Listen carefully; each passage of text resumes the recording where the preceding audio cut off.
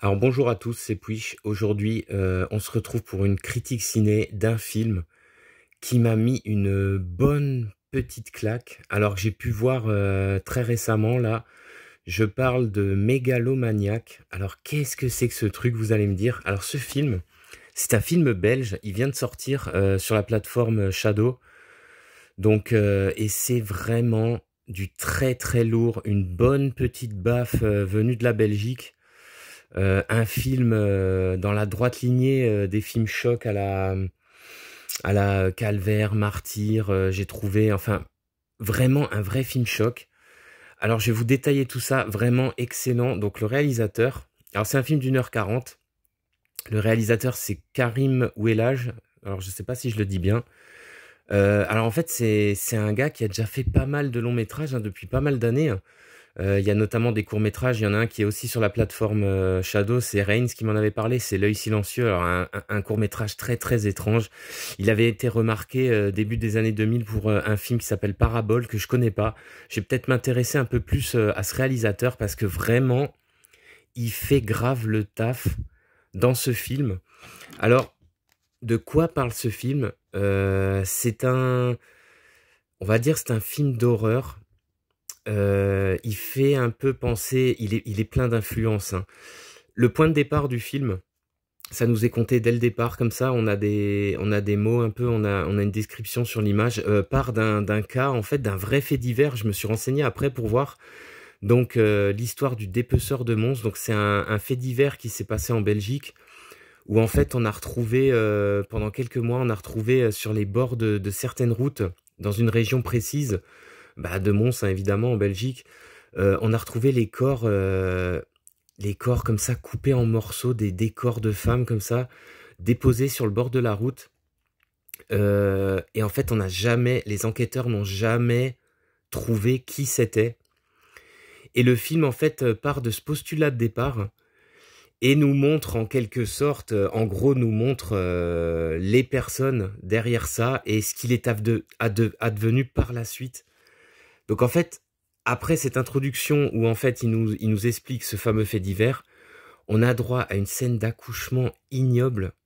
On a cache une scène choc, moi je trouve, où on a comme ça le personnage du père qui va revenir comme ça pendant tout le film, donc un espèce de gros mastard chauve comme ça, habillé un peu en boucher, le regard hyper froid, qui est en train de faire accoucher une femme qu'on devine être éventuellement sa femme ou l'une de ses victimes, parce qu'elle est couverte de sang, elle est couverte de blessures.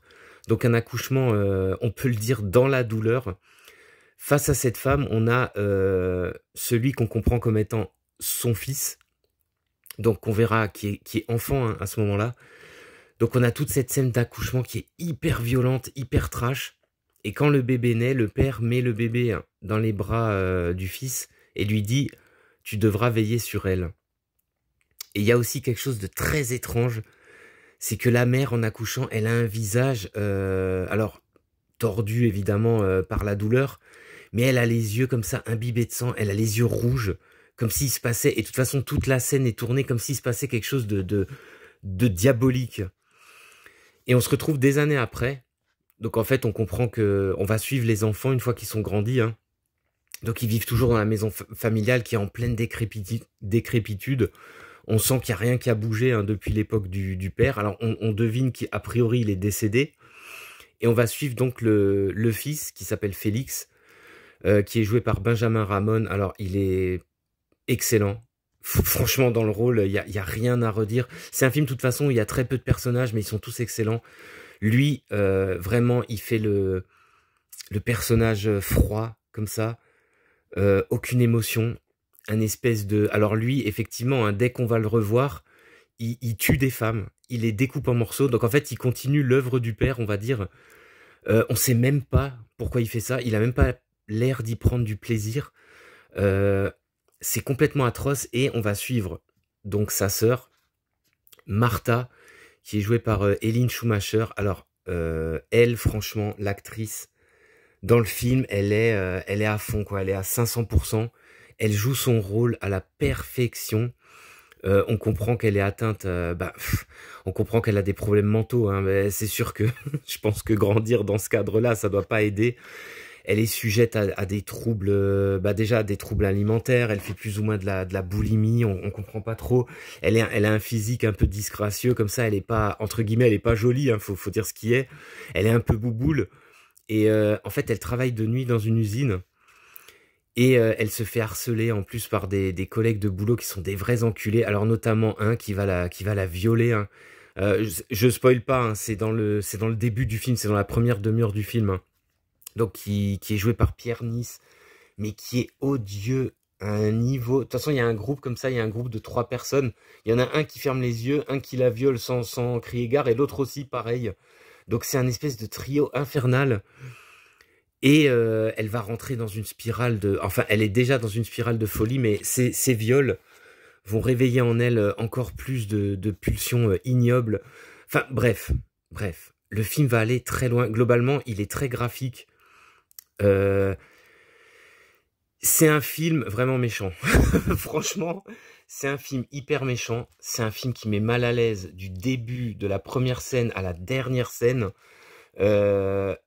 Franchement, je veux pas trop spoiler, mais le film est incroyablement dur. Il est très stylisé, il est très très bien filmé. Alors tout est sale, tout est vieux, il y a une espèce de couleur grisâtre comme ça pendant tout le film.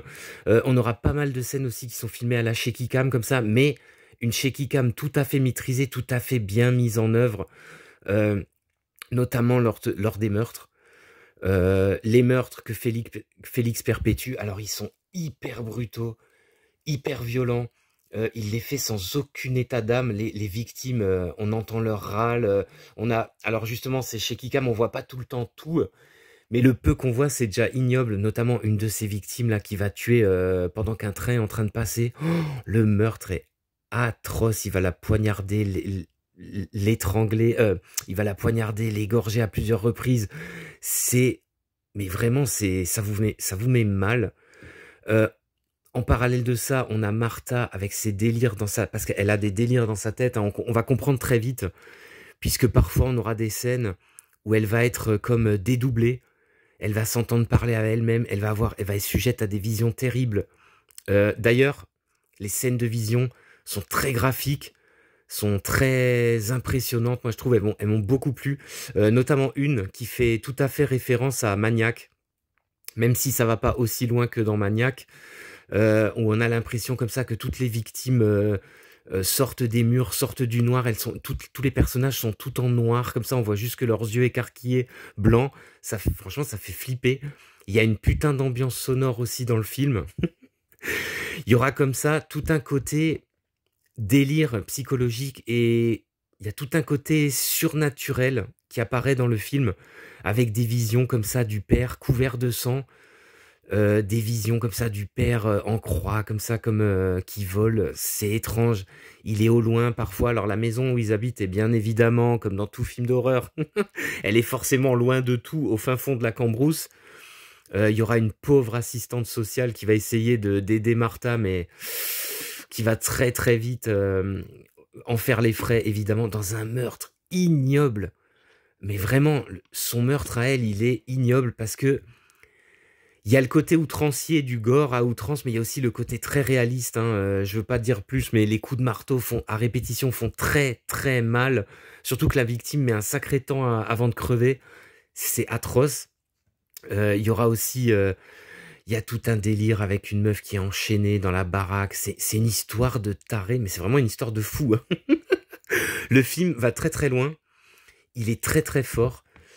L'actrice qui incarne Martha, elle est incroyable. Justement, à un moment donné, je suis obligé de vous en parler. Elle donne à manger à une de ses victimes qui est emprisonnée, qui est enchaînée comme un chien. Là, à ce moment-là, quand elle lui donne à manger, tu veux pas manger? Elle change complètement elle change de comportement comme ça avec les phrases elle se marre. C'est incroyable. Elle est hyper naturelle, même si elle joue une folle furieuse. On en vient même à se demander si son frère existe. C'est ça qui est fou, parce que quand on voit sa psychose est tellement avancée, vu les délires qu'elle se tape, elle entend tout le temps du bruit dans la maison. Il y a beaucoup, beaucoup de choses. Jusqu'à un acte final Alors déjà qu'il se passe en fait, mine de rien, il se passe énormément de choses dans le film et on se retrouve sur un acte final qui réitère en quelque sorte, la catastrophe qu'on a vue au début du film. Vraiment, le film quand il y a marqué fin, vous êtes, rincés, quoi. Et moi je trouve que c'est, bah, putain, c'est une bonne petite claque venue de Belgique. J'ai adoré.